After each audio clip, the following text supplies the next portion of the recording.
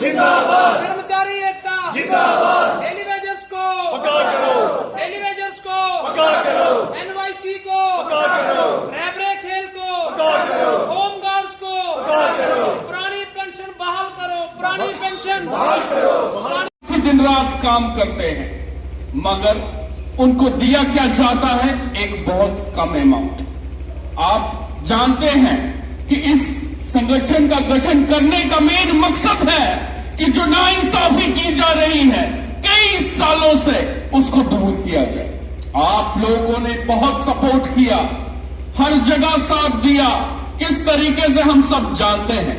तो साथियों, मैं आपको आज इस मंच से यकीन दिलाना चाहता हूं, जो जिम्मेदारी आप लोगों ने हम सबको दी है, हम उस पर दिन रात काम करेंगे और एक बेहतर फ्यूचर के लिए जो हमने लड़ाई लड़ी है वहां तक हम पहुंचा के दम लेंगे, ये मैं आपको यकीन दिलाना चाहता हूं।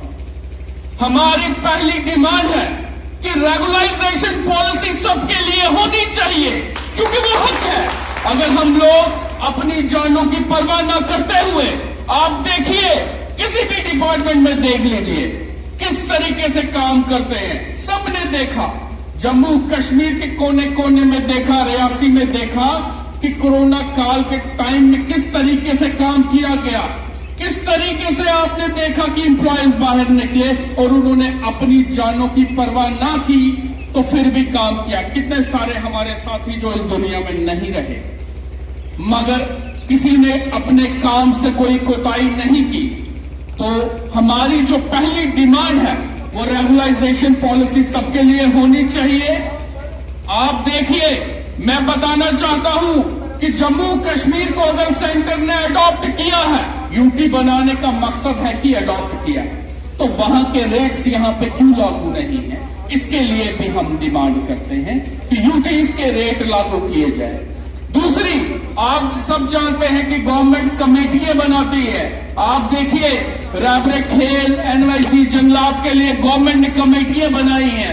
कल मीटिंग होने वाली है। तो आज हम इस मंच से ये कहना चाहते हैं कि हम उम्मीद रखते हैं कि जो कमेटीज है उसका डिसीजन इनके फेवर में आएगा, और गवर्नमेंट को चाहिए कि ये जो कमेटी है उसका फास्ट ट्रैक डिसीजन होना चाहिए। दूसरा, आप देखिए किस तरीके से ये भेदभाव है। आप देखिए, एनपीएस जो है गवर्नमेंट कहती है वो बहुत बेहतर है, मगर आप देखिए अगर एनपीएस बेहतर है तो फिर हमें समझ नहीं आ रहा तो एमएलए और एमपीज के लिए वो गलत कैसे है?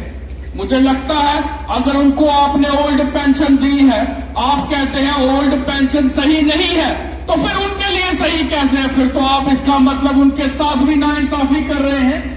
या तो उनको भी ओल्ड पेंशन से निकाल के एनपीएस में डालिए, या जम्मू कश्मीर के 5 लाख एम्प्लॉयज को भी एनपीएस में ओल्ड पेंशन में लाइए, क्योंकि जो अपनी इतना काम करने के बाद रिटायर होके घर में जाएगा तो गवर्नमेंट का ये फर्ज बनता है कि उसको बुढ़ापे का उसका सहारा जो दिया जाता था ओल्ड पेंशन स्कीम में वो उसको मिलना चाहिए।